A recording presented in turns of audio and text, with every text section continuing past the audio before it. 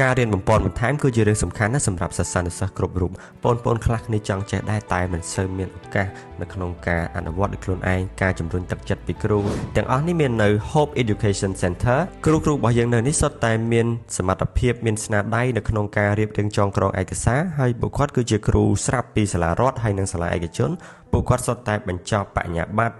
រជាន់ខ្ពស់ហើយមានគ្រូយ៉ាងខ្លះគាត់ធ្លាប់ជាអតីតសិស្សនិតិអេថែមទៀតផងពួកគាត់ដឹងអំពីអ្វីដែលជាតម្រូវការពិតប្រាកដរបស់សិស្សដូច្នេះសម្រាប់បងប្អូនឬក៏អ្នកអាណាព្យាបាលដែលមានកូនចង់បំពន់បន្ថែមទៅលើមុខវិជ្ជាគណិតរូបគីមីជីវៈខ្មែរអាចអញ្ជើញមក Hope Education Center ឥឡូវនេះបាន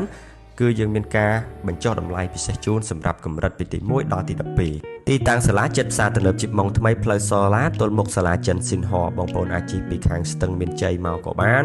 អាចជិះពីខាងស្តុបណូគៀមកក៏បានដែរអញ្ចឹងច្រកចូលសាលាគឺនៅខាងចំហៀងកន្លែងគេលក់អាវទៅជុះបាទជិះតាមច្រកនឹងចូលក្នុងដល់សាលា